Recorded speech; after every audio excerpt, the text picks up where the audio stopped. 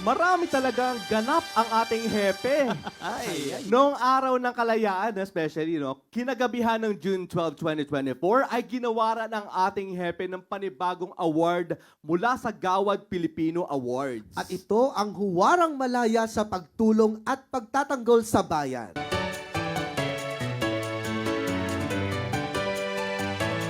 We can't contain our gladness. We want to express our happiness. We're overfilled with joy today. We have a celebration for a good reason. Isang gabi ng parangal at pagkilala sa ngalan ng kalayaan ang dinaluhan ng ating hepe, PAO Chief Persida Acosta. Ito ang Gawad Filipino Awards. Dito ay ginawad sa ating punong manananggol pambayan ang huwarang malaya sa pagtulong at pagtatanggol sa bayan award.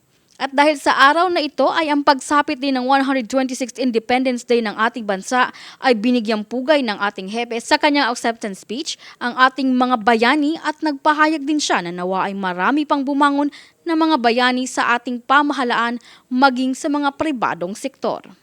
Marami pong mga bayani na nagbuwis ng buhay para makamtan natin ang kasarinlan, makamtan natin ang demokrasya at kalayaan ngayon. Subalit alam natin na naghihintay ang sambayanang Pilipino ng mas nakararaming mga nasa pamahalaan at maging nasa private sector na maging bayani rin na may diwang ipaglalaban ang karapatan, katarungan, kaunlaran at kapayapaan ng ating inambayan. Kasama sa mga pinarangalan ng gabing iyon, ang Philippine National Police o PNP officials. Matapos ang isang photo opportunity ay nagkaroon ng pagkakataon ng ating hepe na maipahayag ang kanyang saloobin kaugnay ng digmaan. Kanina meron po akong ibinulong sa isa nating mga kapatid na mga law enforcers at mga general.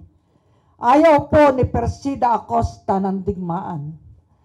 Ayaw po ng armas laban sa armas. Bagaman tayo naghahanda kung magkakaroon ng pagkakataong ipagtanggol ang ating soberenya.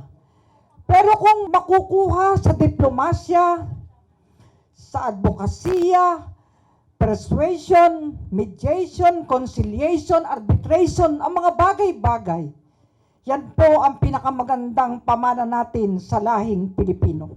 Ipinarating din ng ating hepe ang kanyang taos-pusong pasasalamat sa Gawad Filipino Awards para sa isang panibagong karangalan. At marangal ko pong ipinagbubunyi ngayong gabing ito ang samahan, ang Gawad Filipino Awards. Nakatatanggap po tayo ng pagtatanging parangal, lalo po tayong tumatapang, gumigiting upang ipagpatuloy ang ating sinumpaang tungkulin. Mabuhay po ang Gawad Filipino Awards! Umasa po kayo ang award na ito. Sabi nga, atin ito. At ang ibibigay di umano'y huwarang malayang manananggol, huwaran sa larangan ng serbisyo publiko. Iaalay ko po ito sa Diyos Ama, ikalawa sa aking pamilya, pangatlo sa PAO, at pangapat sa sambayanang Pilipino. Mabuhay ang Pilipinas, mabuhay ang kasarinlan, mabuhay ang kalayaan. Chief Acosta, you're defending the people's rights. You keep on fighting the good fight, the justice and public service. You've dedicated your life. You're deeply touching others' lives. You're fighting the good fight. This cannot be denied. Onward and fighting the good fight.